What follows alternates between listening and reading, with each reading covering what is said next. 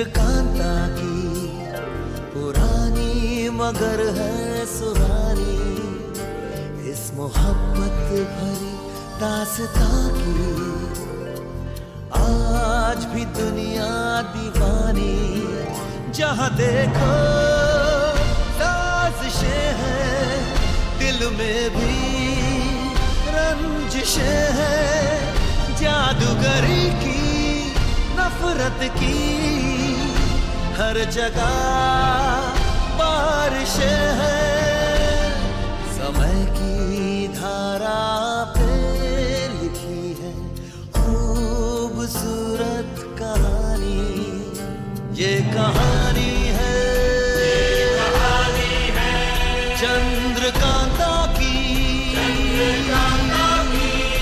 ये कहानी है चंद्रकांता की।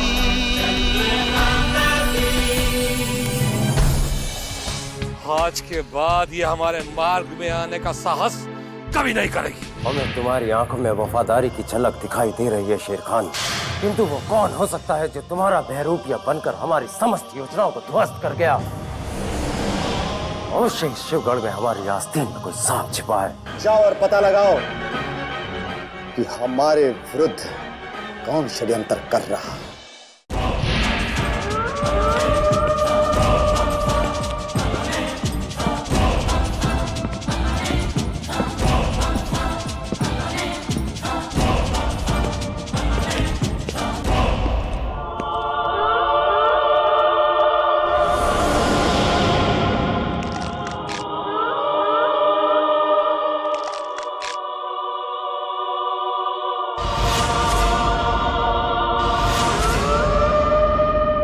चंगेज खान अचानक महल, यानी सोमनाथ ने इस खूनी दरिंदे को महल में बुलाकर अब अपनी शक्ति का प्रदर्शन आरंभ भी कर दिया है।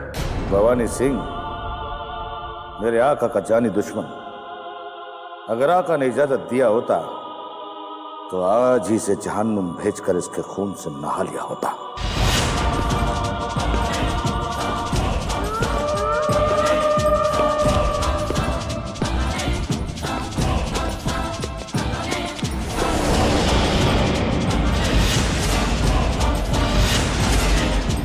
महल में तुम्हें एक लंबे अंतराल के बाद देखकर हमें ये यकीन हो गया है कि सोमनाथ ने अपंग होने से पूर्व ही अपनी बैसाखी को यहाँ बुला लिया है, क्योंकि वो जानता है कि यदि महाराज के संभलपुर से लौट कर आने से पूर्व वो हमारी तलवार से बच भी गया तो अपंग होने से उसे कोई नहीं बचा पाएगा।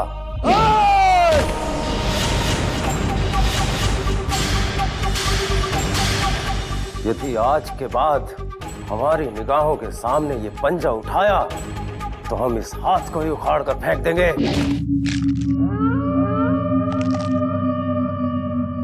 गलतफहमी है हुजूर, आज से पहले भी हजारों लोग इसे तोड़ने का कोशिश कर चुका है, एक बार आप भी। चंगेज! चिल्लाइए मत हुजूर, इस महल की दीवारें अब कमजोर हो चुकी है, इन्हें गिराने के लिए सिर्फ आवाज ही काफी है। कहीं ऐसा ना हो हुजूर कि दीवारें गिर जाएं और हमारी कब्रगाह बन जाएं, इसलिए इन चीखों को बचा कर रखिए, इंशाअल्लाह फिर मुलाकात होगी।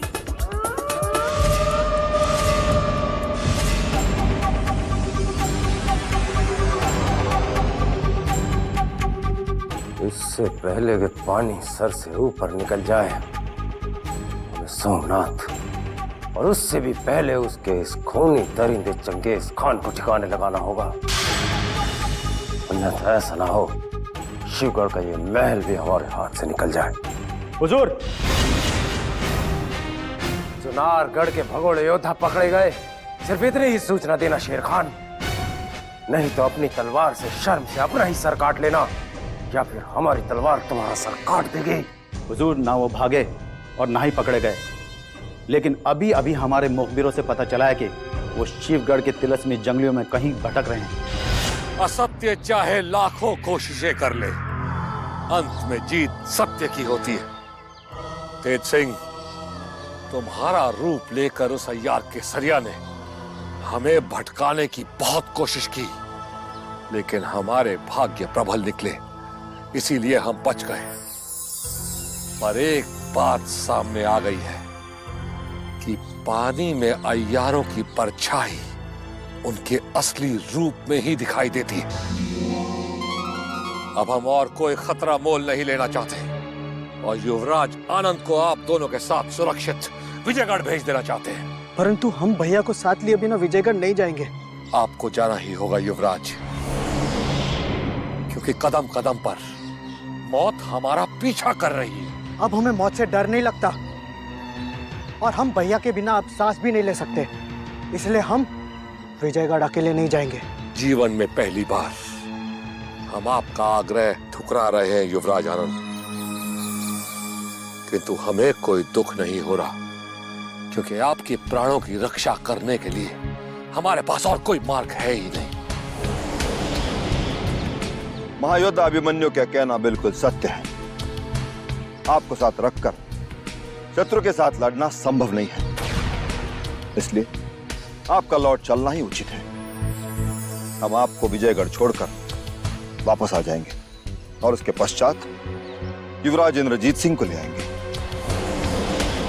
ज्यादा सोचकर समय नष्ट मत कीजिए युवराज। अगर यूं ही समय गुजर गया तो युवराज इंद्रजीत सिंह को अवश्य क्षति पहुंच सकती है। हम आपको वचन देते हैं कि आपके विजयगढ़ पहुंचते ही हम आपके बड़े भाई इंद्रजीत सिंह को अवश्य आपके पास सुरक्षित पहुंचा देंगे।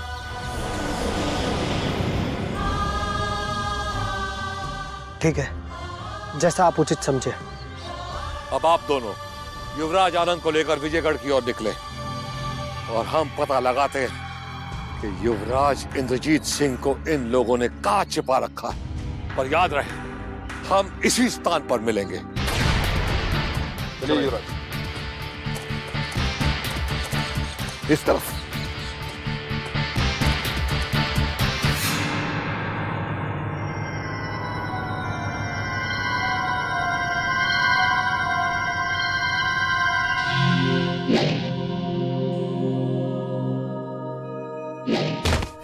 हुजूर, हुजूर, हुजूर, गजब हो गया।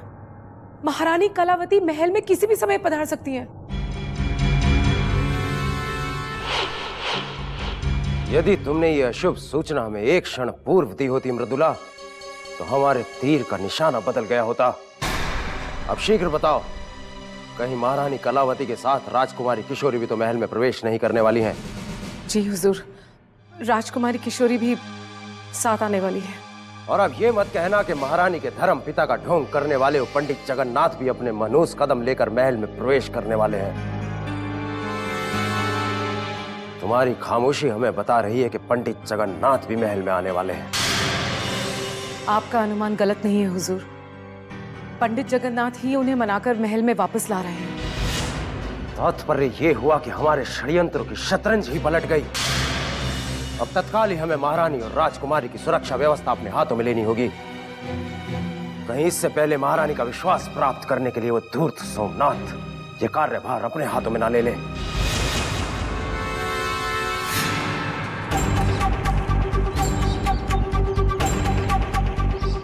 जिसका अंदेशा था वही हुआ। सोमनाथ हमसे पहले बाजी मार गया। कौन है वो अय्यार जिसने हमसे पहले महारानी के आने की सूचना सोमनाथ को पहुंचा दी? हमारी अनुमति के बिना महारानी कलावती और राजकुमार किशोरी के कक्ष में कोई भी प्रवेश न कर सके, इसका विशेष ध्यान रखा जाए चंगेज खान। जो हुक्म मेरे आका। महारानी साहिबा और शहजादी आलिया के कक्ष में आपकी इजाजत के बिना परिंदा भी पर नहीं मार सकता। और हमारे सारे विश्वास पात्र सैनिक उनकी सुरक्षा के लिए तैयार खड़े हैं। अब देखेंगे हम कि इस महल में महायोद्धा का सम्मान सोमनाथ के नाम के आगे जुड़ता है या फिर भवानी सिंह के।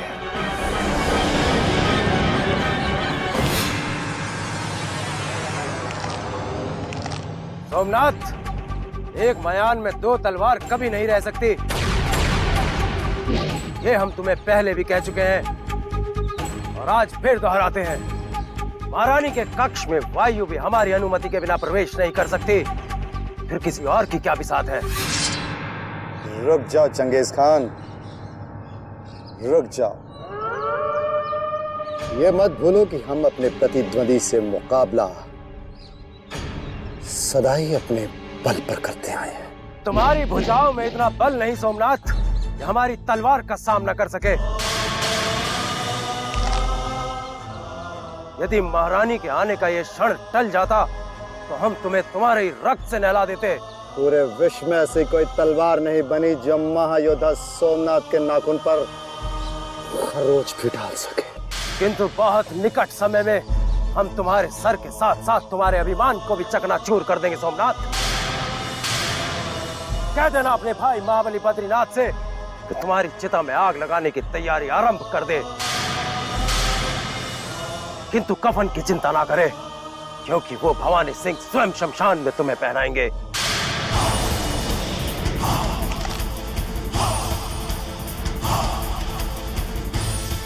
बस कुछ समय और प्रतीक्षा कर भवानी, कुछ समय। ओम सोमाय नमः स्वाहा, ओम बुद्धाय नमः स्वाहा, ओम गुरुवाय नमः स्वाहा,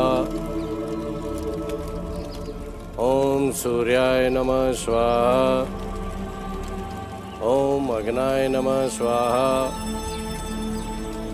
ओम केशवाय नमः स्वाहा,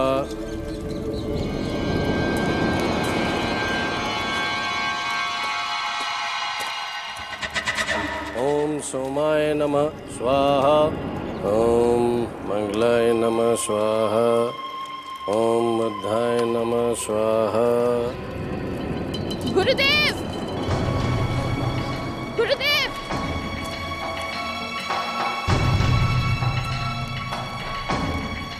ओम सोमाय नमः स्वाहा, ओम मंगलाय नमः स्वाहा, ओम बुद्धाय नमः स्वाहा, ओम गुरुदेव नमः स्वाहा, गुरुदेव, ओम शुक्राय नमः। गुरुदेव,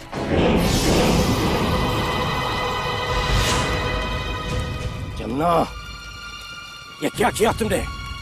स्पर्श करके मेरा हवन क्यों भंग कर दिया?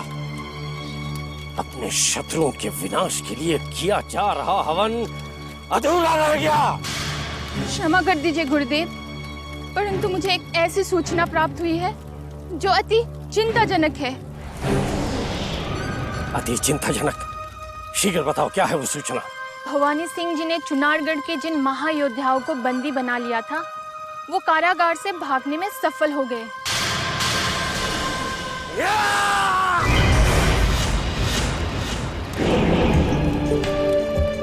कोई हवन, कोई पूजा चंडी के काम नहीं आ सकी। मैंने सोचा था चुनारगढ़ के योद्धाओं को कारागार में विष मिला भोजन खिलाकर उनका अंत कर दूंगा, और महाराज के आते ही चुनारगढ़ के महल में आक्रमण करने का ऐलान कर दूंगा। परंतु मेरी योजना पूर्ण होने से पहले ही ध्वस्त हो गई। इससे भी बुरी सूचना ये है गुरुदेव कि वो अपने साथ छोटे युवराज को ले गए जो क्रूर सिंह के बंदी थे। ये मैं क्या सुन रहा हूँ? षड्यंत्रों पर षड्यंत्र हुए जा रहे हैं और हर क्षण कोई नया रहस्य खुलते जा रहा है। चुनारगढ़ के महायोद्धाओं ने योजना बनाकर आत्मसमर्पण किया होगा, ये सिद्ध हो गया। अब एक और अशुभ सूचना देनी रह गई है, यदि आप अनुमति दे तो। अशुभ, अशुभ, अशुभ? आज का दिन ही अशुभ है। हमारे हवन में विघ्न का मतलब इस बात का संकेत है कि महल में कुछ अशुभ होने वाला है, अनर्थ होने वाला है। बताओ जमुना, शीघ्र बताओ, क्या शुभ समाचार लेकर आई हो तुम? सूचना कुछ ऐसी है गुरुदेव, बस अंतर केवल इतना है कि महाराज के स्थान पर महारानी कलावती अपने साथ राजकुमारी किशोरी को लेकर शिवगढ़ लौटकर आने वाली है। महारानी कलावती अचानक क्यों संबलपुर छोड़कर शिवगढ़ महल में आने वाली है? और अब उस युवराज इंद्रजीत सिंह का क्या होगा, जिसे मैंने महाराज को जीवित सौंपने का प्रण किया था? और अब तक महाराज शिवदत्त संबलपुर में बैठे क्या कर रहे हैं? वो कब तक लौट कर आएंगे? यदि तुम्हें इसके बारे में कुछ सूचना है तो शीघ्र बताओ, अन्यथा चले जाओ यहाँ से। क्योंकि आज वर्षों पश्चात चंडी का क्रोध अपनी चरम सीमा तक पहुंच चुका है। ये अब आपको मैं नहीं गुरुदेव, बल्कि पंडित जगन्नाथ ही बता सकते हैं, जो महारानी कलावती और राजकुमारी किशोरी को लेकर शिवगढ़ पधार रहे हैं। चले जाओ, मेरी दृष्टि से दूर चले जाओ जमुना। पंडित जगन्नाथ, तो चंडी की चाल को काटने के लिए महारानी कलावती तो क्या अपने समस्त देवताओं का पहरा भी शिवगढ़ के अभिशप्त महल में बिठा दे, तब भी तुझे पराजय पराजय और सिर्फ पराजय के सिवा कुछ प्राप्त नहीं होगा।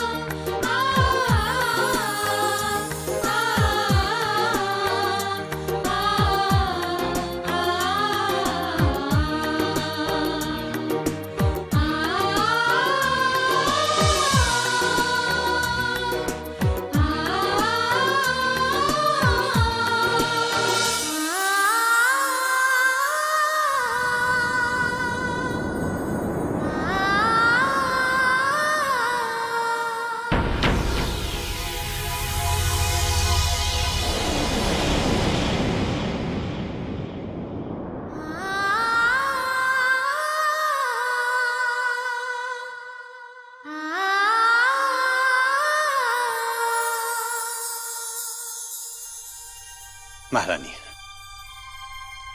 आपने और राजकुमारी किशोरी ने आज इस महल में आकर हमारी इच्छा का जो सम्मान किया है, उसे मैं जिंदगी भर नहीं भूलूंगा। आपके आदेश का पालन करना हमारा प्रथम कर्तव्य था।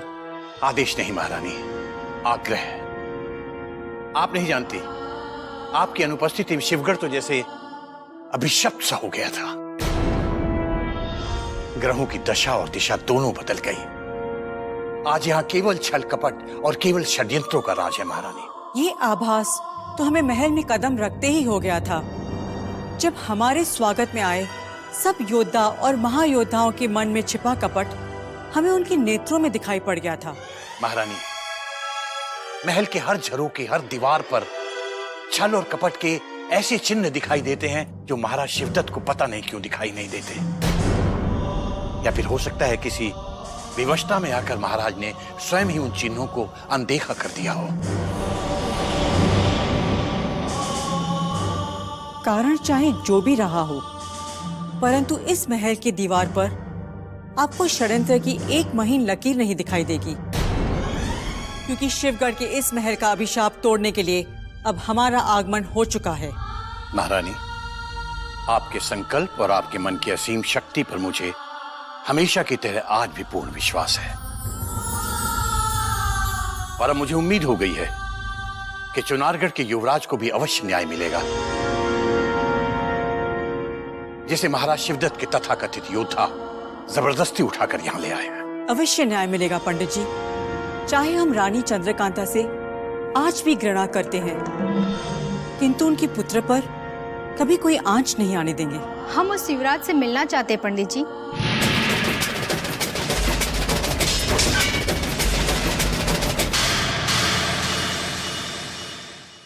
हम उस युवराज से मिलना चाहते हैं पंडित जी, जिनके पिताश्री ने हमारे राज्य को हड़प लिया है। नहीं राजकुमारी, उन्होंने हमारा राज्य हड़पा नहीं। महाराज वीरेंद्र सिंह ने किसी धोखाधड़ी से या किसी षड्यंत्र के जरिए जबरदस्ती चुनारगढ़ को नहीं छीना, अपितु बाकायदा युद्ध में पराजित होकर अपनी ही दुर्बलता के कारण हमें स्वयं चुनारगढ़ छोड़कर भागना पड़ा था। और जहां तक चुनारगढ़ के राजकुमार से मिलने का प्रश्न है, तो उसका इंतजाम जरूर कर दिया जाएगा। प्रणाम महारानी।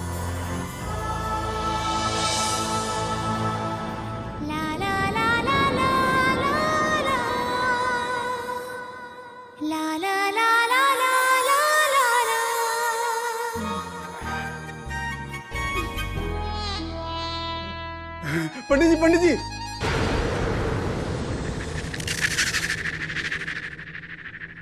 हम आपको धन्यवाद देने के लिए रुके हुए थे। आपने ये कार्य बहुत ही अच्छा किया। महारानी कलावती और राजकुमारी किशोरी को महल में लाकर आपने विशेष रूप से हमारे ऊपर बहुत बड़ा उपकार किया है। सत्य कह रहा हूँ, बहुत दिनों से सोच रहा था कि आपसे आग्रह करके उन्हें यहाँ महल में बुलवा लूं। पता नहीं कैसे आपने हमारे मन की इच्छा को जान लिया, बिना हमारे कहे। अंतर्यामी है पंडित जी, आप अंतर्यामी हैं। नहीं क्रूर सिंह, अंतर्यामी की बात नहीं है। मैं तो, मेरे जीवन का प्रथम और सबसे बड़ा उद्देश्य है तुम्हारी इच्छाओं की पूर्ति करना। किंतु एक बात समझ में नहीं आई कि महारानी और राजकुमारी के महल में होने से तुम्हें क्यों प्रसन्नता हो रही है? हम इसलिए प्रसन्न हैं पंडित जी कि महल के सारे षड्यंत्र अब समाप्त हो जाने वाले हैं और जितने भी षड्यंत्रकारी महल में छुपे हुए हैं, सबके सब दुम दबा के भाग जाने वाले हैं। क्रूर सिंह, ये बात तो तुमने बिल्कुल सही कही है। वाकई महारानी के महल में रहते हुए किसी भी षड्यंत्रकारी का बचना असंभव है। बल्कि मैं तो ये कहूंगा कि तुम भी अपने इन दोनों टुच्चे पुच्चे यारों को लेके महल से निकल लो। कहीं ऐसा ना हो बड़े बड़े षड्यंत्रकारियों के साथ तुम भी धर लिए जाओ। पंडित जी, ये आप क्या कह रहे हैं पंडित जी? आप तो भली भांति जानते हैं कि आपके पश्चात इस महल में महाराज और महारानी का कोई स्वामी भक्त है तो केवल और केवल महायोद्धा क्रूर सिंह। फिर आप इन षड्यंत्रकारियों की श्रेणी में हमारा नाम क्यों रख रहे हैं?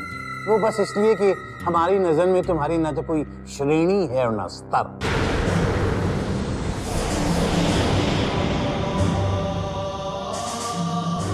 और एक बात, अतिथि युवराज से तुम दूर रहना, वरना वो हो जाएगा जो आज तक कभी नहीं हो। पंडित जी, अतिथि युवराज से तो हम सदा ही दूर रहते हैं। वो क्या है कि एक बार हमने उनकी सुरक्षा का प्रबंध कर दिया, उसके बाद हम निश्चिंत जो हो गए हैं। अच्छा? अतिथि युवराज की सुरक्षा का प्रबंध तुमने किया था? पंडित जी, अभी तो हमने संभलपुर से महायोद्धा सोमनाथ को बुलाकर उनकी सुरक्षा के लिए नियुक्त कर दिया है, परंतु आपकी अनुपस्थिति में उनका सारा सुरक्षा कार्यभार हम ही तो संभाल रहे थे। आज पता चला तुम कितने महान और कितने समझदार योद्धा हो। अब हम जब ये वाली बात सोमनाथ को बताएंगे कि तुम्ही ने उन्हें युवराज की सुरक्षा का भार सौंपा था, तो वो कितना खुश होगा। पंडित जी, इसकी क्या आवश्यकता है? आप तो जानते ही हैं कि हमारा स्वभाव है कि जब हम किसी पर उपकार करते हैं तो तत्काल ही भूल भी जाते हैं। अपना सिद्धांत है, नेकी कर दरिया में डाल। अपनी सामर्थ्य और अपनी शक्ति से कहीं कहीं ज्यादा बोलते हो तुम।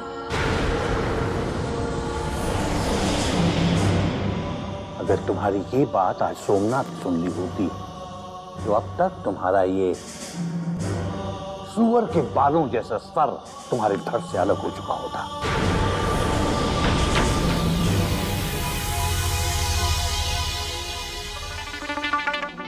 अरे, ये भी कोई इज्जत?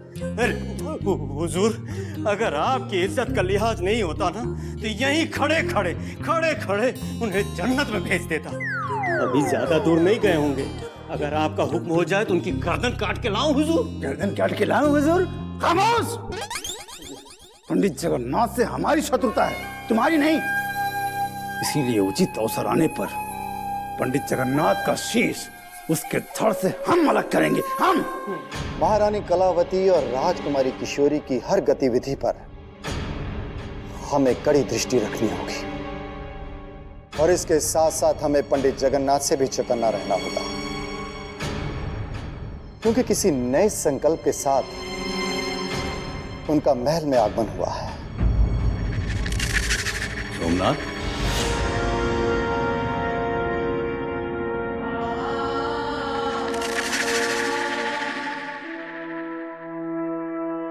प्रणाम पंडित। जीते रहिए। आप यहाँ हमारे कक्ष में, यदि आपने हमें संदेशा भिजवा दिया होता तो हम स्वयं आपके कक्ष में आ जाते।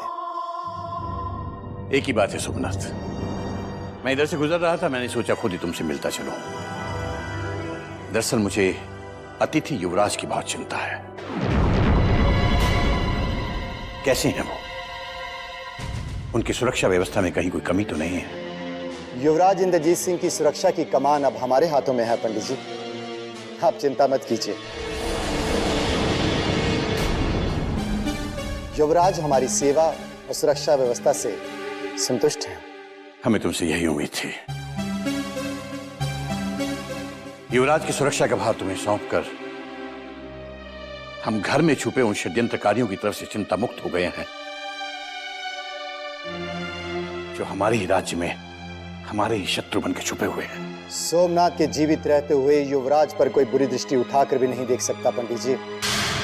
यदि समय पर हमारे बड़े भाई बद्रीनाथ जी ने हमें यहाँ ना बुलाया होता तो ना जाने भवानी सिंह और उनके जैसे अनेक शत्रुओं ने अभी तक तो युवराज के प्राण छीन लिए होते हैं। तुम्हारी बात बिल्कुल सही है। बद्री ने संबलपुर से तुम्हें यहां बुलाकर दूरदर्शिता का परिचय दिया है।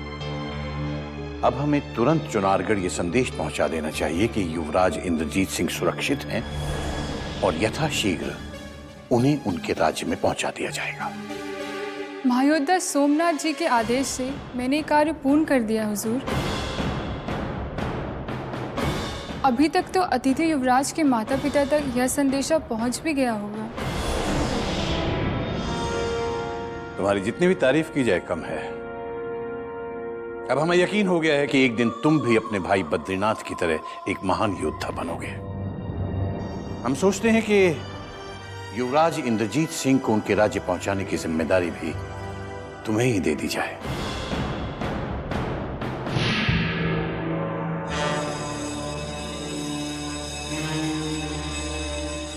मायाजाल, क्यों आए हो तुम सब यहाँ? मुझे अकेला छोड़ दो। अब मैं किसी से मिलना नहीं चाहती। मुझे फांसी दे दो। मैं किसी और की नहीं, केवल मृत्यु की प्रतीक्षा कर रही हूँ। हम किसी निर्दोष व्यक्ति को फांसी के फंदे पर झूलते नहीं देख सकते मायाजाल, क्योंकि चंडीलाल के कारण तुमने हमारे कारागार में बहुत कष्ट उठाए हैं, जिसका हमें सदा दुख रहेगा। अचानक मायाजाल से तुम्हें इतनी हमदर्दी क्यों हो गई? और मायाजाल राजद्रोही से निर्दोष कैसे बन गई? समय समय की बात है मायाजाल। चंडीलाल के कारण तुम्हें बहुत दुख देखने पड़े, किंतु अब तुम्हारे दुखों का अंत आ गया है। हम तुम्हें इस कारागार से मुक्त करना चाहते हैं। मुक्त? अवश्य इसके पीछे भी जरूर कोई कारण होगा। कारण है मायाजाल। यदि हमारे युवराज अतिशीघ्र चुनारगढ़ वापस लौट आते हैं तो हमारी महारानी चंद्रकांता के प्राण अभी भी बचाए जा सकते हैं।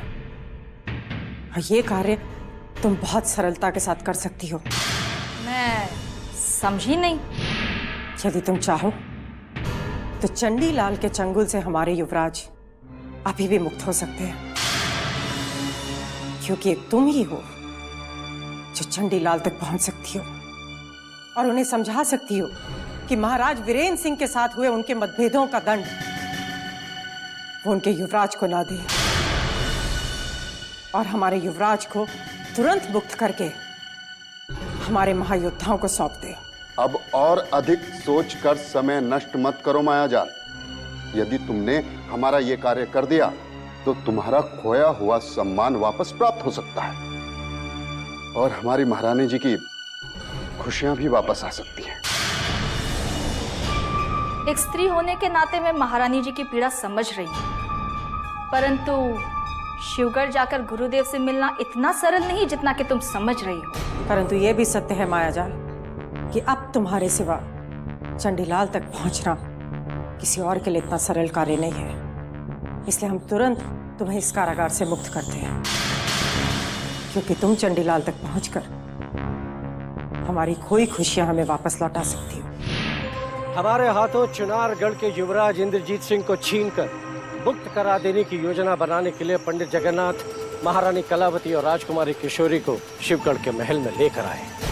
किंतु पंडित जगन्नाथ युवराज इंद्रजीत सिंह को भवानी सिंह के हाथों से छुड़ाने के लिए भवानी सिंह की बराबरी का योद्धा कहां से लाएंगे, जो शिवगढ़ में मिलना असंभव है। अब तो कुछ भी संभव हो सकता है भवानी सिंह, क्योंकि महाराज की अनुपस्थिति में महारानी कलावती और सोमनाथ का समर्थन प्राप्त करके पंडित जगन्नाथ हमारी किसी भी चाल को पलटने की क्षमता रखते हैं।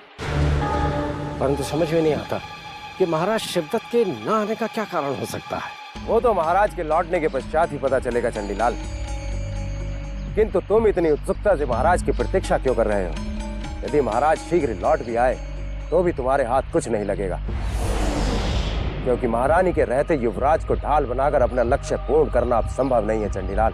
चंडी का लक्ष्य पूर्ण नहीं हुआ तो तुम्हारा लक्ष्य भी अधूरा रह जाएगा भवानी सिंह। और इसीलिए यदि हम महाराज की प्रतीक्षा में अपना समय नष्ट करते रहे तो चुनारगढ़ के महायोद्धा छोटे युवराज की तरह बड़े युवराज को भी मुक्त करा ले जाने में सफल हो जाएंगे और हम हाथ मलते रह जाएंगे। हाथ मलते हम नहीं, तुम रह जाओगे चंडीलाल, क्योंकि शिवगढ़ के महल में कोई उड़ता हुआ परिंदा भी युवराज तक नहीं पहुंच सकता, जिसके जीवन और मृत्यु की डोर आज भी हमारे हाथों में है।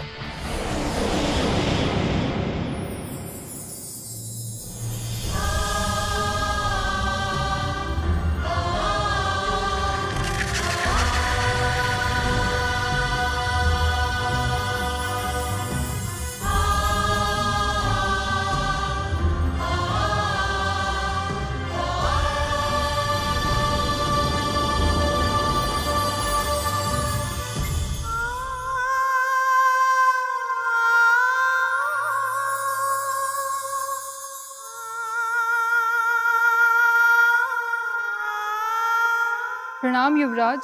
चुनारगढ़ से हमारे माता पिता का संदेश आ गया? कहाँ है हमारा संदेश? शीघ्र बताओ। वो हुजूर। आपका संदेश चुनारगढ़ में पहुंच चुका है युवराज। हमारा संदेशवाहक बहुत जल्द आपके माता पिता का संदेश लेकर इस महल में पहुंचता ही होगा। आप इनसे मिलिए। ये हैं पंडित जगन्नाथ जी, जिनकी कृपा से आप भवानी सिंह की कारागार से छूटकर इस अतिथि कक्ष में पहुंचे।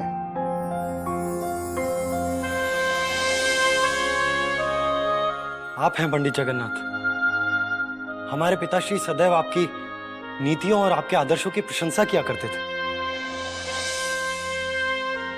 परंतु आपके महायोद्धाओं ने हमें बंदी बनाकर जो तुच्छ कार्य किया है, हमने वो कभी नहीं सोचा था। युवराज, धूर्त चंडीलाल के जाल में फंसकर हमारे महायोद्धा भवानी सिंह अपनी राह से भटक गए थे और इसके लिए हमें जिंदगी भर पछतावा रहेगा।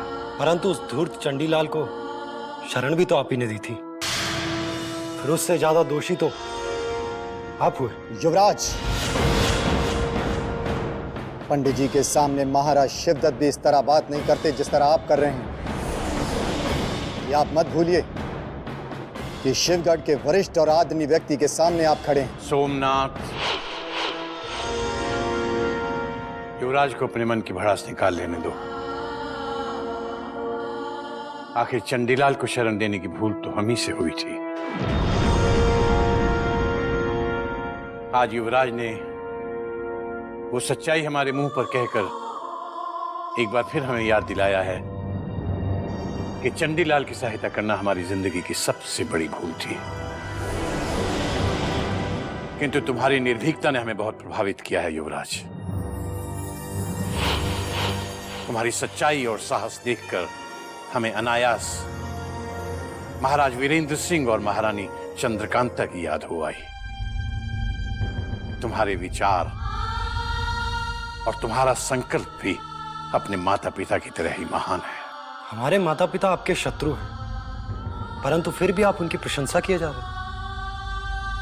ये बड़े आश्चर्य की बात है। आश्चर्य की बात नहीं युवराज।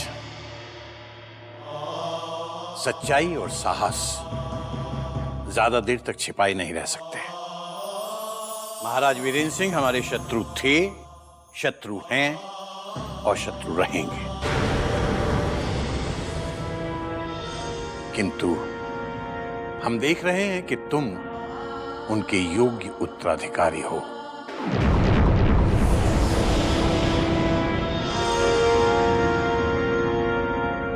अतिथि युवराज को महाराज शिवदत्त के आने तक कोई कष्ट न हो मृणालिनी, इस बात का विशेष ध्यान रखना। जी हुजूर।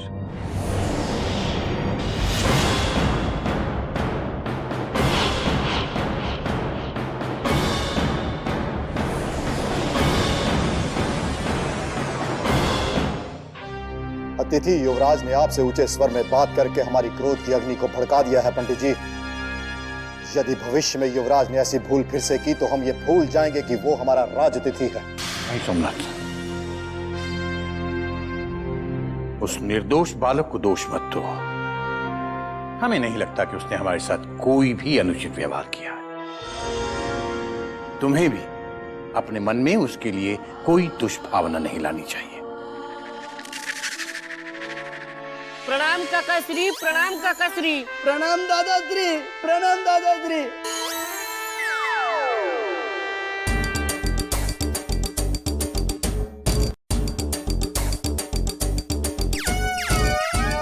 कौन है? आप इतने आश्चर्य में क्यों पड़ गए पंडित जी? ये दोनों आप ही के तो पुत्र हैं। हमारे पुत्र? वैसे तो इन दोनों को इस संसार में लाने का श्रेय हमको जाता है, परंतु हम आपको अपने पिता तुल्य मानते हैं। इस नाते आप दादाश्री हो गए ना। चलो उठो उठो उठो उठो पुत्रों, उठो उठो उठो। भीम बलवान उठो, जल्दी उठो। अपना सुंदर सुंदर मुख अपने दादाश्री और काकाश्री को दिखाओ। हमने आज से पहले इतने सजीले और सुंदर बालक नहीं देखे क्रूर सिंह जी। क्या ये दोनों इसी धरती के प्राणी हैं या आप किसी दूसरे ग्रह से उठाकर लाए? देखा पिताश्री, काकाश्री ने हमें तो आपसे बेहद सुंदर और खूबसूरत बताया है। अब हम कहानियां सुनने के लिए आपके पास नहीं आया करेंगे। अब तो हम काकाश्री से कहानियां सुनने के लिए उनके कक्ष में जाया करेंगे, है ना काकाश्री? बलवान को काकाश्री कहानी सुनाएंगे और हमें दादाश्री कहानी सुनाएंगे। तो बेटा, हमें कहानियां गढ़ के सुनाने कहाँ आता है? हर रोज नई नई कहानियां गढ़ के सुनाने की विशेषता तो आपके महान पिताश्री की है। महान और हम? नहीं नहीं पंडित जी, महान तो आप हैं जिसने एक ही झटके में शिवगढ़ के समस्त योद्धाओं और महायोद्धाओं को परास्त करके इस महल पर अपना पूर्वोक्त अधिकार प्राप्त कर लिया है, और साथ ही साथ ये भी सिद्ध कर दिया है कि संसार के सबसे बड़े राजनीतिज्ञ, कूटनीतिज्ञ केवल आप ही हैं। क्रोध सिंह,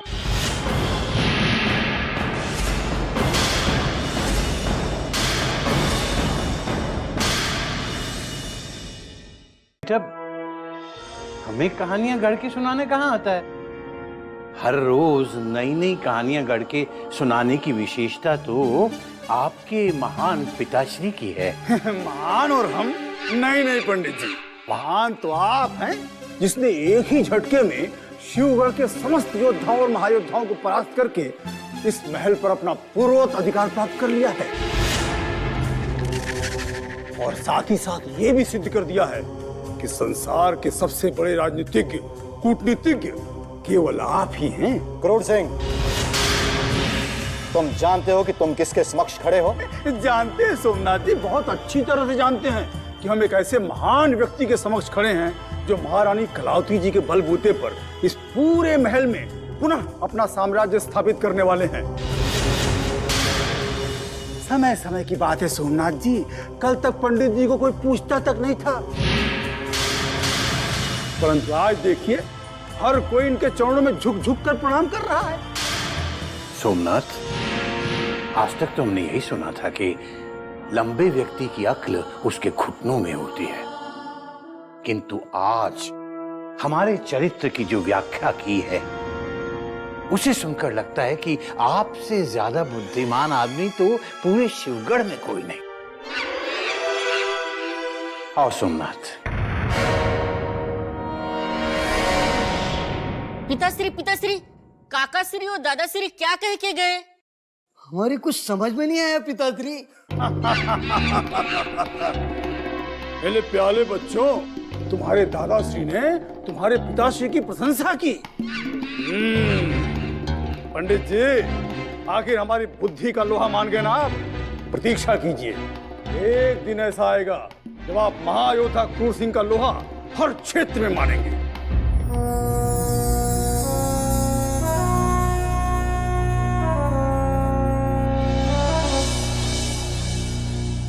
महारानी जी की जय। आपने मुझे याद किया महारानी जी। राजकुमारी किशोरी कहाँ है कोमल? कक्ष से बाहर गए उन्हें कितना समय हो गया है। राजकुमारी किशोरी महल में ही घूम रहे हैं, आप उनकी चिंता मत कीजिए महारानी जी। परंतु इतने समय से वो कहाँ घूम रही है? हमें उनकी बहुत चिंता हो रही है। वो महल से बिल्कुल अपरिचित है और महल में छिपे अनेक विश्वासघाती उन्हें क्षति पहुंचा सकते हैं। पंडित जगन्नाथ जी ने उनकी सुरक्षा का पूरा प्रबंध कर दिया है महारानी जी, और हमारे महल के अनेक गुप्तचर उन पर सुरक्षा दृष्टि बनाए हुए हैं। परंतु फिर भी राजकुमारी किशोरी को इतनी देर तक बाहर नहीं रहना चाहिए। भवानी सिंह, सोमनाथ और क्रूर सिंह जैसे व्यक्ति कभी भी किसी भी समय उन्हें किसी संकट में डाल सकते हैं, क्योंकि शिवगढ़ के सभी योद्धा एक दूसरे को समाप्त करके अपना हित साधने में लगे हुए हैं। वे शीघ्र ही कक्ष में लौट आएंगी, और वे अकेली नहीं बल्कि संध्या और शीला दोनों ही उनके पीछे पीछे साए की तरह इस महल में घूम रही हैं। इतना विशाल महल देखकर मन प्रसन्न हो गया शीला। चलते चलते सुबह से शाम हो जाए तब भी ये गलियारे खत्म नहीं होंगे। अभी तो आपने महल के गलियारे ही देखे हैं राजकुमारी किशोरी, पर जब आप महल के विशाल कक्ष, बाग बगीचे और नीले जल से भरे सरोवर देखेंगी तो फिर आप संबलपुर के महल को भूल जाएंगी, है ना संध्या? तुमने ठीक ही कहा शीला। अब आप यहीं रहना राजकुमारी किशोरी। आपके आने से इस सुने राजमहल में रौनक आ गई राजकुमारी जी।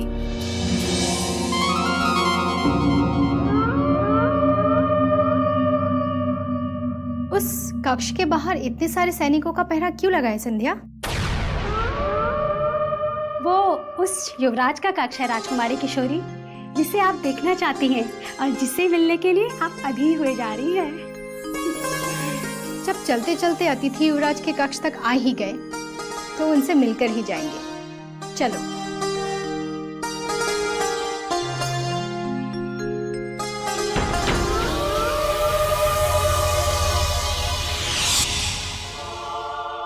आदाब शहजादी आलिया, आप अंदर नहीं जा सकती। चंगेज खान, क्या तुम नहीं जानते जिन्हें तुमने कक्ष में प्रवेश करने से रोकने का साहस किया है वो कौन है? शहजादी आलिया को भारी कायनात जानती है, तो फिर चंगेज खान की क्या बिसात कि इन्हें पहचानने से इनकार कर सके। लेकिन चंगेज खान अपने आका का गुलाम है और मेरे आका नहीं चाहते कि दुश्मनों के शहजादे से शहजादी आलिया तो क्या कोई परिंदा भी मिले। कौन है तुम्हारा आका? कुल आलम जानता है कि चंगेज खान सिर्फ और सिर्फ महाबली सोमनाथ का गुलाम है। तुम किसके गुलाम हो और कौन तुम्हारा आका है, इसमें हमें कोई रुचि नहीं। हम इसी समय युवराज इंद्रजीत सिंह से मिलना चाहते हैं। हमारे मार्ग से हट जाओ, ये हमारा आदेश है। हम अपने आका के अलावा और किसी का हुक्म नहीं मानते। चंगेज खान,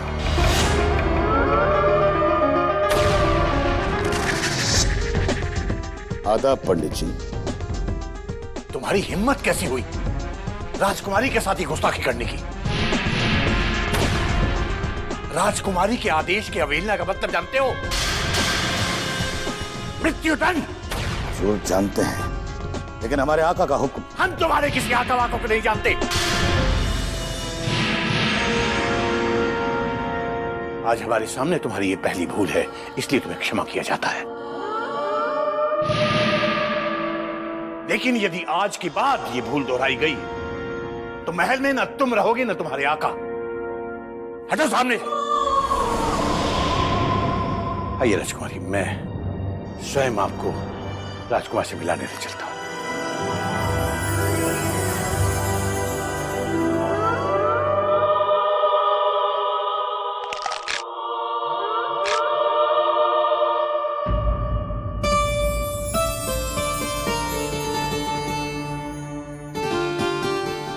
युवराज, देखिए आपसे मिलवाने के लिए आज हम किसे लेकर आए हैं।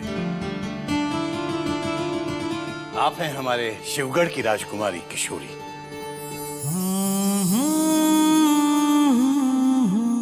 राजकुमारी,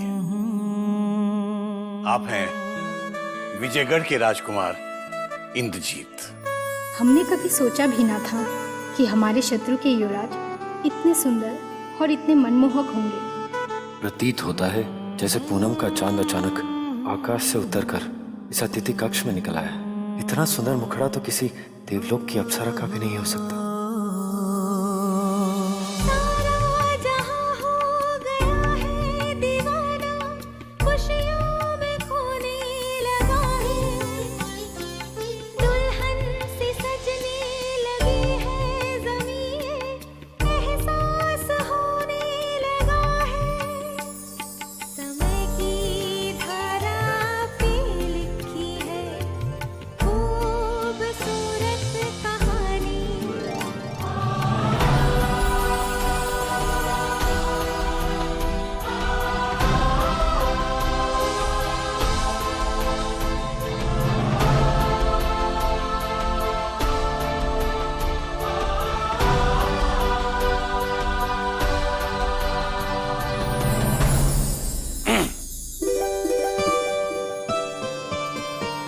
अब आप दोनों कम से कम एक दूसरे को अभिवादन तो कर लीजिए।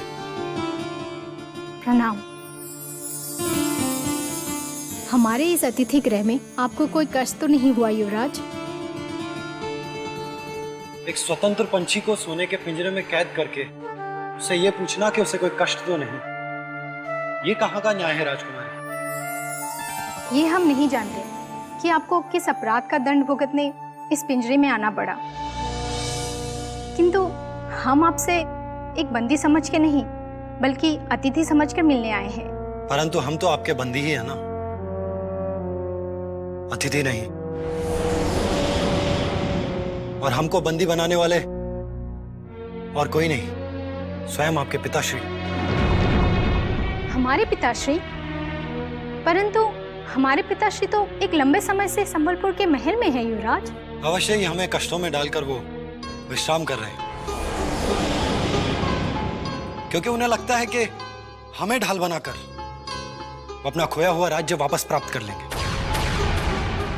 परंतु ये उनका भ्रम है जो कभी भी टूट सकता है। नहीं युवराज, महाराज शिवदत्त पर यह आरोप लगाकर आप भूल कर रहे हैं। आपको बंदी बनाने के पीछे उनका हाथ नहीं है, अपितु हम केवल इतना जानते हैं कि शिवगढ़ के महायोद्धाओं ने हमें बंदी बनाकर जो कायरता भरा कार्य किया है, उसके लिए इतिहास उन्हें कभी नहीं भुला पाएगा।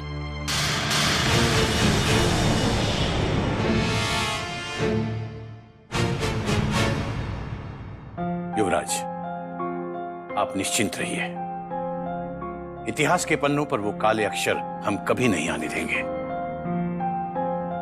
शीघ्र अतिशीघ्र वो दिन भी आने वाला है जब महाराज शिवदत्त स्वयं सम्मान के साथ आपको यहां से विदा करेंगे। परंतु कब? हम इतने समय से हमारे माता पिता से दूर हैं और हमारे छोटे भाई आनंद न जाने वो महल में पहुंचे हैं या शिवगढ़ के मायावी जंगलों में भटक रहे हैं। हमें कुछ पता नहीं। यदि हमारे छोटे भाई आनंद को कुछ हुआ तो हम शिवगढ़ में किसी को माफ नहीं करेंगे। उन्हें कुछ नहीं होगा युवराज। हमारे गुप्तचर उन्हें भी ढूंढ लेंगे और आपके साथ ही उन्हें भी विजयगढ़ भेज दिया जाएगा। आप निश्चिंत रहिए, महायोद्धा सोमनाथ के रहते अब आप पर कोई संकट नहीं आएगा। हमारी अनुमति के बिना राजकुमारी किशोरी युवराज के कक्ष में कैसे पहुंच गई चंगेज खान? तुमने उसे रोका क्यों नहीं? रोक चुका था हुजूर।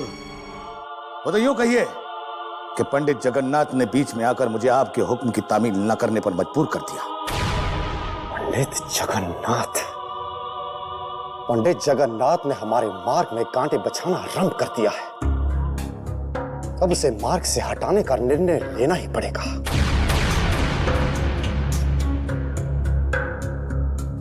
कहीं हमारा राजकुमारी किशोरी को प्राप्त करने का स्वप्न अधूरा न रह जाए।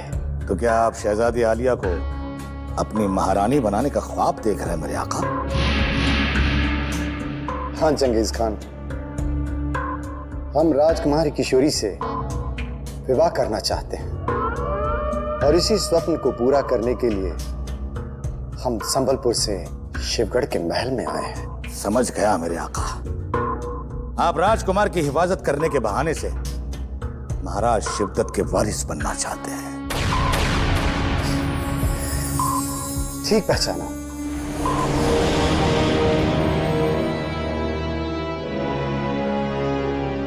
जैसे ही हमें पता चला कि पंडित जगन्नाथ महारानी कलावती और राजकुमारी किशोरी को लेकर राजमहल में पहुंच रहे हैं तो हम युवराज इंद्रजीत सिंह की सुरक्षा के बहाने यहां आ गए।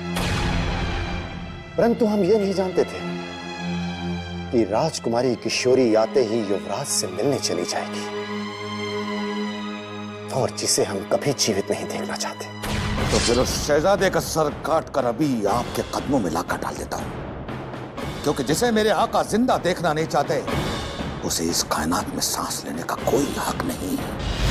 ठहरो चंगेज खान, अभी हमने तुम्हें युवराज को खत्म करने का आदेश नहीं दिया, केवल अपनी इच्छा जताई है।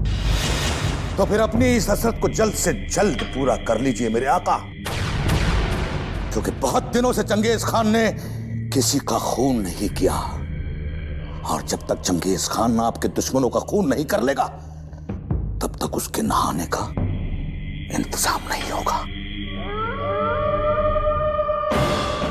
पंडित जगन्नाथ का वध करके तुम अपने स्नान के लिए रक्त का प्रबंध कर सकते हो चंगेज खान।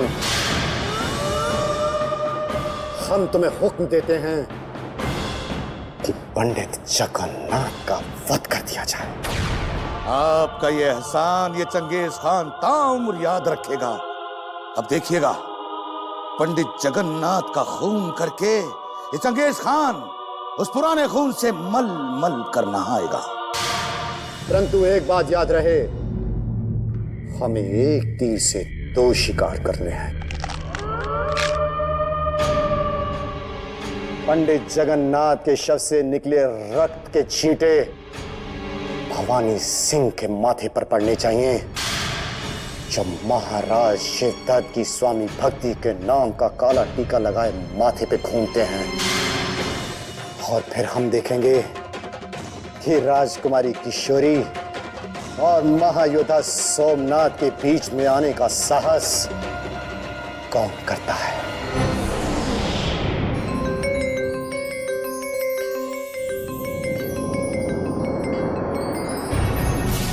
हम कब से आपकी प्रतीक्षा कर रहे हैं राजकुमारी किशोरी। कहाँ थी आप इतने समय तक? हम उस युवराज से मिलने गए थे माताश्री, जिन्हें बंदी बना के हमारे अतिथि कक्ष में रखा गया है। ये आपने क्या किया? हमारी अनुमति लिए बिना आप उस युवराज से मिलने पहुंच गए जो हमारी शत्रु का पुत्र है? ये जानने के लिए कि उनका अपराध क्या है, क्यों उन्हें बंदी बना के हमारे महल में लाया गया है। ये सब जानने का आपको कोई अधिकार नहीं है, क्योंकि आपकी उम्र खेलने कूदने की है, राजनीति में उलझने की नहीं। हम अब बड़े हो चुके हैं माताश्री, इसीलिए हमें पूरा अधिकार है जानने का कि किनके आदेश पर हमारे महायोद्धाओं ने उन्हें अपहरण करके बंदी बनाने का घृणित कार्य किया है। कौन है वो कायर जिसने हमारे पिताश्री की स्वच्छ छवि पर यह कलंक का टीका लगाया है? कैसे बताएं कि ये घृणित कार्य स्वयं आपके पिताश्री के आदेश पर हुआ है? यदि हमने सत्य बता दिया तो जिस पिता का आप संसार में सबसे अधिक आदर करती हैं, उन्हीं से सबसे अधिक घृणा करने लगेंगी, जो हम कभी नहीं चाहते। अब किस सोच में पड़ गए हैं माताश्री?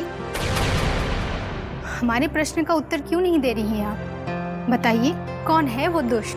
किशोरी, अपने मर्यादा में रहो।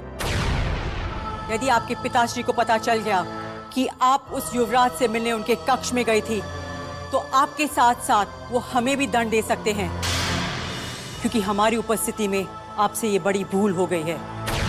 अब चाहे कुछ भी हो जाए, हम सत्य से मुख नहीं मोड़ेंगे और संबलपुर से लौटते ही पिताश्री से दो तुक बात करेंगे, क्योंकि सत्य की रक्षा करने और अन्याय के विरुद्ध अपना शीश भी कटवा देने की सीख उन्हीं ने हमें दी है।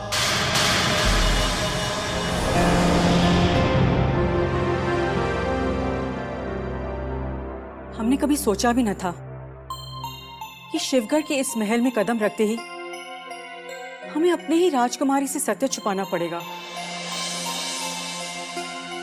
किंतु जब सत्य सामने आएगा तो पता नहीं इस महल में क्या भूचाल आएगा।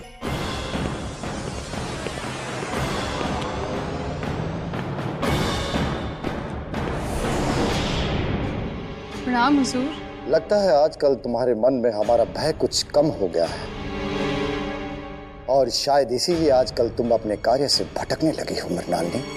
मैंने ऐसा क्या कर दिया हुजूर कि आपको मेरे कार्य और मेरे समर्पण पर संदेह होने लगा? तो फिर राजकुमारी किशोरी युवराज से मिलने में कैसे सफल हो गई? तब तुम कहाँ थी जब पंडित जगन्नाथ उन्हें लेकर युवराज के कक्ष में जा रहे थे? तब कहाँ थी तुम? हुजूर, युवराज ने स्वयं मुझे कक्ष के बाहर जाने का आदेश दिया था, क्योंकि उन्हें विश्राम करना था। लेकिन अगर मुझे पता होता कि राजकुमारी किशोरी उनसे मिलने वाली है, तो मैं कभी कक्ष के बाहर नहीं आती। आज के पश्चात कभी भी कोई भी हमारी अनुमति के बिना युवराज के कक्ष में गया तो हम ये भूल जाएंगे कि तुम हमारी स्वामी भक्त हो। और एक बात याद रहे, भविष्य में राजकुमारी से महायोद्धा सोमनाथ के सिवाय और कोई भी मिल न पाए, समझी तुम? और यदि हमारी आज्ञा का उल्लंघन हुआ तो तुम्हारी मृत्यु हमारे हाथों से निश्चित है।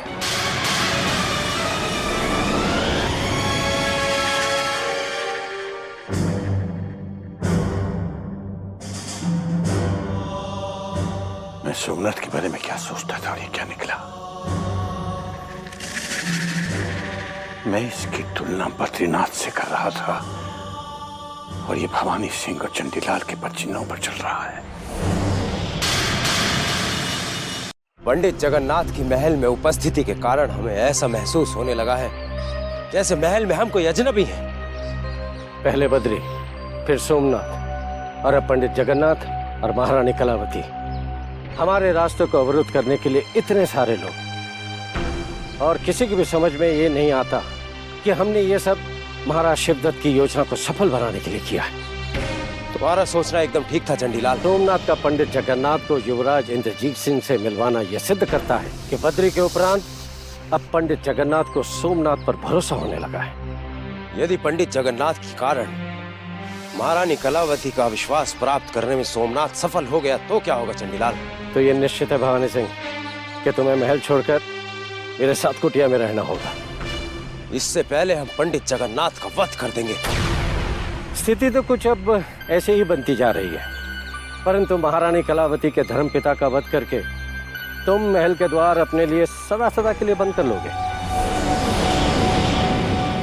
किंतु हमारे सामने अब पंडित जगन्नाथ को हटाने के अलावा कोई दूसरा विकल्प नहीं है। तुम्हारा सोचना उचित है भवानी सिंह, परंतु उस मार्ग में एक मोड़ लेना अति आवश्यक। कैसा मोड़? तुम योद्धा अवश्य हो भवानी सिंह, किंतु कूटनीति में कमजोर हो। और फिर वो कूटनीतिज्ञ ही क्या, जो एक तीर से दो शिकार न कर सके। मतलब कूटनीति तो यही कहती है कि वध हो पंडित जगन्नाथ का और दोष आए सोमनाथ और चंगेज खान पर। तो फिर समझो अब सोमनाथ और चंगेज खान दोनों ही शिवगढ़ के महल में अधिक दिनों तक अतिथि नहीं रहेंगे, क्योंकि अब पंडित जगन्नाथ की चिता जलने का समय आ चुका है।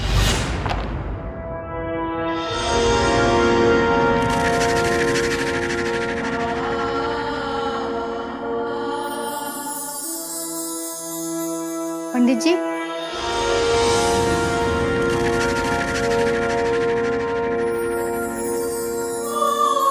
राजकुमारी,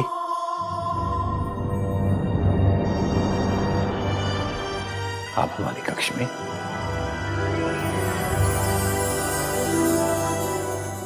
क्या बात है राजकुमारी, आपके मुख पर ये गहरी चिंता की रेखाएं मैं आज पहली बार देख रहा हूं। उदास क्यों हैं आप? पंडित जी, अतिथि युवराज को क्यों और किसके आदेश पर बंदी बना के रखा गया है? बस यही प्रश्न हमारी उदासी का कारण है, जिसका उत्तर जानने हम आपके पास आए हैं। इस प्रश्न का उत्तर बहुत कठिन है राजकुमारी। न तो मैं सत्य कह सकता हूं और न असत्य का सहारा लेकर आपको किसी भ्रम में डालने का अपराध कर सकता हूं।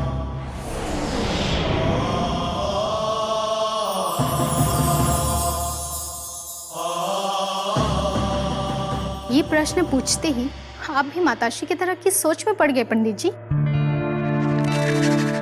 यदि आपने भी हमें टालने का प्रयास किया तो हम पहली बार आप दोनों की अनुमति के बिना तुरंत संबलपुर में संदेशा भिजवाकर अपने पिताश्री से इस प्रश्न का उत्तर जानने के लिए विवश हो जाएंगे।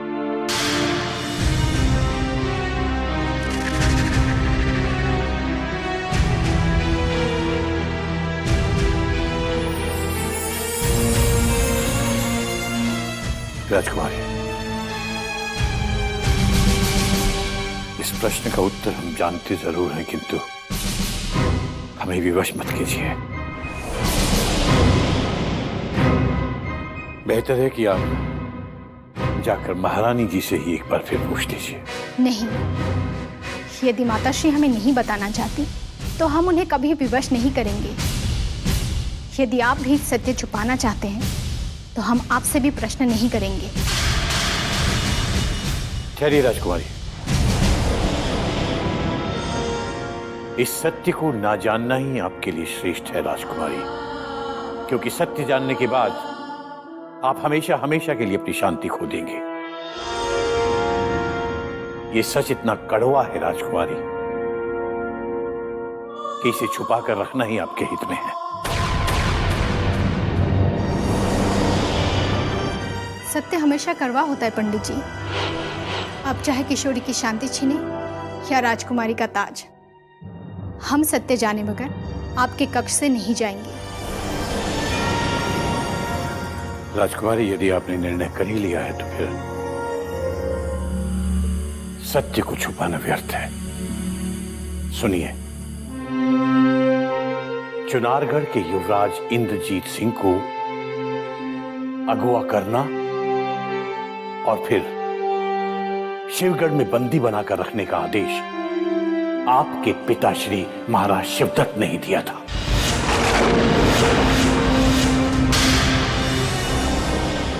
नहीं, पिताश्री ये घिनौना कार्य कैसे कर सकते हैं? वो ये कर चुके हैं राजकुमारी। युवराज इंद्रजीत के बदले में महाराज वीरेंद्र सिंह से चुनारगढ़ का सौदा करने की योजना है उनकी, और ये योजना उनके संबलपुर से लौटते ही कार्यान्वित कर दी जाएगी। अचानक क्या हो गया है जो हमारी नीतिवान और न्यायप्रिय पिताश्री राह से भटक गए? अपने पराजित राज्य को प्राप्त करने के लिए वो इतने नीचे कैसे गिर सकते हैं?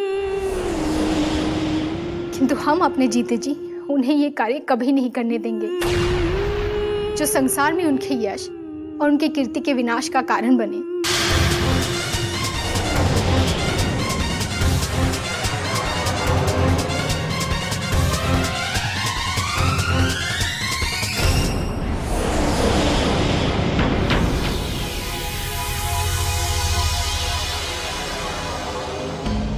ये हम क्या देख रहे हैं शेर खान? सदा मुस्कुराते रहने वाली राजकुमारी के नेत्रों में आंसू। हुजूर, शहजादी की आंखों से आंसू बहने का मतलब दाल में कुछ काला लग रहा है।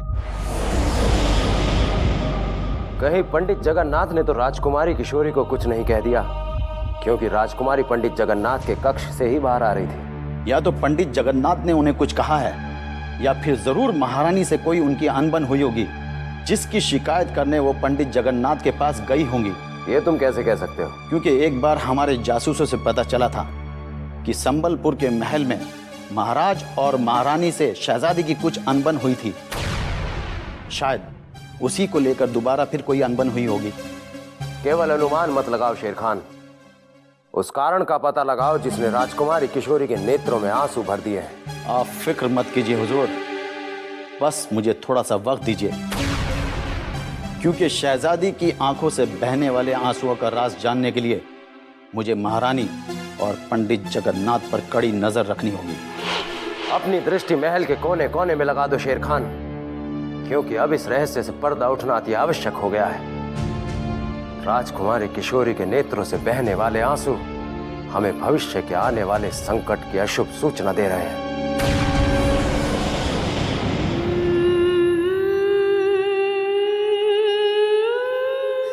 ये आपने क्या किया पिताश्री? हमें सदा सत्य की मार्ग पर चलने की राह दिखा के अचानक आप क्यों भटक गए?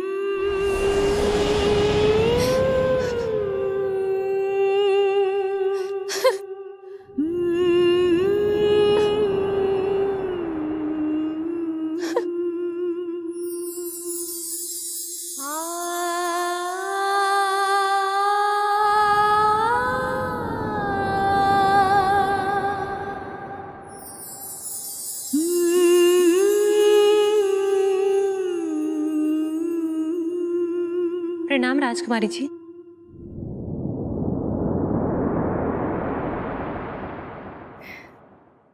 शीला, हमें तुमसे एक अति आवश्यक कार्य है। क्या तुम हमारी ये कठिन कार्य कर पाओगी? आपके दिए हुए एक आदेश पर तो मैं अपने प्राण भी त्याग सकती हूँ राजकुमारी जी। तो फिर भला आपका दिया हुआ कोई कार्य हमारे लिए कठिन कैसे हो सकता है? किंतु आपकी आंखों में ये आंसू। हमारे आंसुओं को भूल जाओ और तुम एक बार फिर से सोचकर देख लो, क्योंकि हमारे बताए हुए कार्य से तुम्हें दंड भी मिल सकता है। दंड? यदि अब मुझे मृत्यु दंड भी दिया जाए ना राजकुमारी जी, तो भी मैं अब पीछे नहीं हटूंगी, क्योंकि आपके दिए हर आदेश का पालन करना मेरा धर्म है। हमें तुमसे यही आशा थी, परंतु हमारे आंसू तब रुकेंगे जब तुम अतिथि युवराज को यहाँ से भगाने में कामयाब हो जाओगी। अतिथि युवराज को आप यहाँ से भगाना चाहती हैं? हाँ, यदि हमारे वश में होता तो हम उन्हें सम्मान के साथ यहाँ से विदा कर दें, किंतु ये हमारे वश में नहीं है।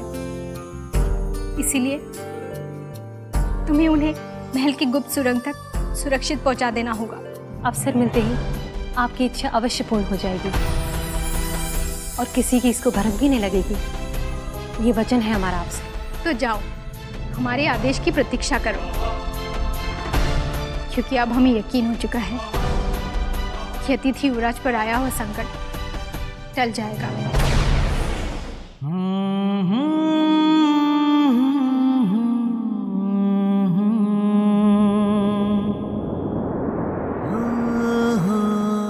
युवराज इंद्रजीत सिंह की जय हो। क्या बात है युवराज, कुछ दिनों से तो आप बहुत प्रसन्न लग रहे थे, आज अचानक यूं चिंताजनक। राजकुमारी किशोरी कहाँ है? वो महल में है या नहीं? उस दिन के पश्चात वो हमसे मिलने क्यों नहीं आई? क्षमा कर दीजिए युवराज, लेकिन आप अपने मन से राजकुमारी जी से मिलने का विचार त्याग दीजिए, इसी में आपकी भलाई होगी। हमें तुमसे सीख लेने की आवश्यकता नहीं है मृणालिनी। जितना प्रश्न पूछा जाए उतना ही उत्तर दो। राजकुमारी किशोरी इस महल में है या वो संबलपुर लौट गई है? नहीं युवराज, राजकुमारी जी अभी शिवगढ़ के महल में ही है। राजकुमारी महल में है? तो फिर वो क्या कारण हो सकता है कि वो हमसे मिलने नहीं आई? बुरा मत मानिए युवराज, लेकिन अब उनको आपसे मिलने में कोई रुचि नहीं है। झूठ बोल रही हो तुम मृणालिनी। हमने स्वयं राजकुमारी की आंखों में हमारे लिए सम्मान और अपनापन देखा था। उसे हम कभी नहीं भूल सकते। ये आपकी सिर्फ एक भूल है युवराज, आपकी आंखों का भ्रम है ये। अरे उस राजकुमारी के मन में आपके लिए कैसे सम्मान जाग सकता है, जिसके पिता और आपके पिता एक दूसरे के शत्रु हैं। हम कुछ नहीं जानते मृणालिनी। हम केवल इतना जानते हैं कि हमारा मन राजकुमारी से मिलने के लिए व्याकुल है।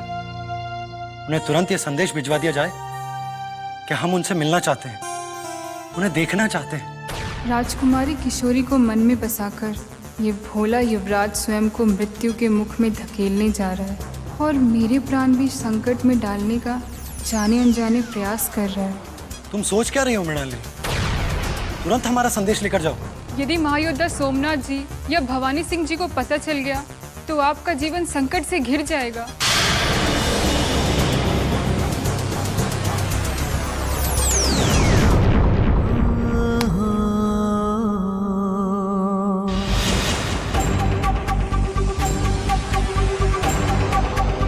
पंडित जगन्नाथ, अब तुम्हारी मौत ने तुम्हारा पीछा करना आरंभ कर दिया है। युवराज इंद्रजीत से मिलने महाराज शिवदत्त न जाने कब आएंगे, परंतु तुम्हारी चिता को अग्नि देने वो शिवगढ़ के शमशान घाट में अति शीघ्र पधारने वाले हैं।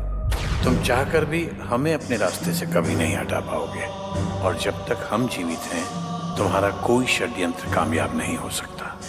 महारानी कलावती को महल में बुलाकर हमने तुम्हारे सारे मार्ग अवरुद्ध कर दिए हैं।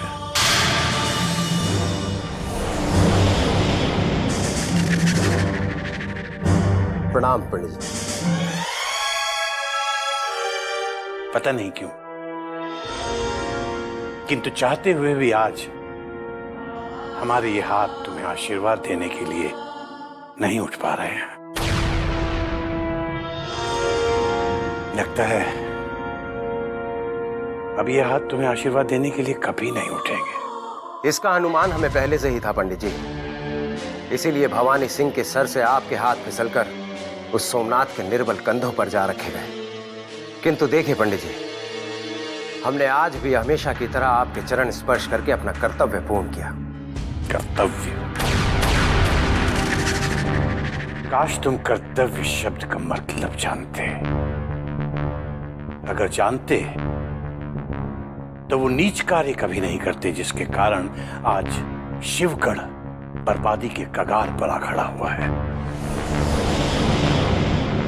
अगर बद्रीनाथ ने युवराज इंद्रजीत को तुम्हारे शिकंजे से छुड़ाया ना होता तो आज अपने साथ साथ तुम महाराज शिवदत्त को भी ले डूबते। ये तो समय ही बताएगा पंडित जी, कौन किसे लेकर डूबता है। किंतु हमारे प्रतिद्वंदी सोमनाथ को अपना आशीर्वाद देकर आपने ये सिद्ध कर दिया है कि आप आज भी घमंडी और चापलूस लोगों को पसंद करते हैं। अपनी शक्ति और सामर्थ्य से बाहर पांव फैलाने की कोशिश करोगे तो अपने बचे कुछ अधिकारों से भी वंचित कर दिए जाओगे। आज अगर महाराज शिवदत्त यहां होते तो इस महल से नहीं तुम्हें अब तक शिवगढ़ राज्य से बाहर खदेड़ दिया गया होता।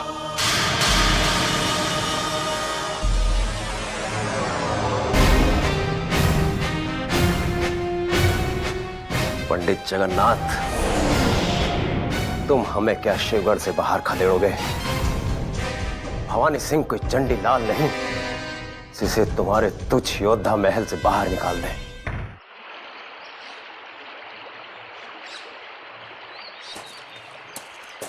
गुरुदेव! गुरुदेव! गुरुदेव! क्या बात है जमुना? क्या समाचार है? प्रणाम गुरुदेव। आयुष्मान भव। कहो जमुना, क्या समाचार है? आपका अनुमान सही था। महाराज शिवदत्त संभलपुर में विश्राम कर रहे हैं। परंतु महाराज कब तक संबलपुर में बैठे बैठे विश्राम करते रहेंगे? क्या कारण है कि वो संबलपुर जाते ही शिवगढ़ को भूल गए? कारण केवल महारानी कलावती और राजकुमारी किशोरी है गुरुदेव। जब तक वो दोनों शिवगढ़ के महल में रहेंगे तब तक महाराज का महल लौट के आना असंभव ये तुम क्या कह रही हो जमुना? यदि महाराज अतिशीघ्र लौट कर नहीं आए तो अनर्थ हो जाएगा और शिवगढ़ में मेरा एक क्षण भी रुकना असंभव हो जाएगा। परंतु महारानी और राजकुमारी के आने से महाराज इतने भयभीत क्यों हैं? उन्हें महारानी और राजकुमारी के सामने अपनी पोल खुल जाने का भय सता रहा है गुरुदेव। वो नहीं चाहते कि चुनारगढ़ के युवराज को अगवा करके बंदी बनाने का आरोप उन पर लगे और उन्हें नीचा देखना पड़े। यदि महारानी का आगमन नहीं होता तो महाराज शिवगढ़ के महल में कब के पहुंच चुके होते और हमारी योजना भी सफल हो गई होती। परंतु पंडित जगन्नाथ ने महारानी और राजकुमारी को बुलाकर हमारे सारे मार्ग अवरुद्ध कर दिए हैं और इसीलिए अब पंडित जगन्नाथ का क्षण भर के लिए भी जीवित रहना उचित नहीं होगा। आपने इस कार्य के लिए भवानी सिंह जी को मना तो लिया है गुरुदेव, इसलिए आप चिंता मत कीजिए। वो अवसर मिलते ही पंडित जी को समाप्त कर देंगे। पता नहीं वो अवसर कब आएगा जमुना। अब हम और प्रतीक्षा नहीं कर सकते, अन्यथा युवराज हमारे हाथों से निकल जाएगा और आत्मघात करने के सिवा हमारे पास कोई और दूसरा मार्ग नहीं बचेगा। इसलिए पंडित जी का वध करवाने के लिए मैं पहले से ही जोरावर सिंह के पास जा रहा था। जोरावर सिंह? आप कहीं तेजपुर के उस जोरावर सिंह की तो बात नहीं कर रहे हैं जो अनगिनत मनुष्यों की हत्या कर चुका है? हाँ जमुना, मैं उसी क्रूर हत्यारे से मिलने तेजपुर ही जा रहा हूँ। तब तक तुम शिवगढ़ के महल और महल में छिपे हमारे समस्त शत्रुओं की गतिविधियों पर अपनी दृष्टि जमाए रखना।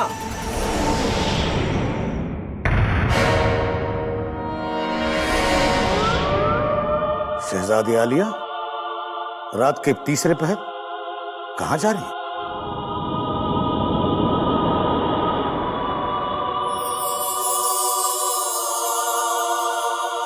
शाही मेहमान खाने में?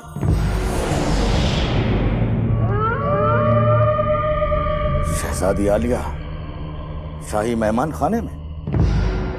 कहीं ऐसा तो नहीं कि शहजादी आलिया और दुश्मन शहजादे के दिल मिल गए हों?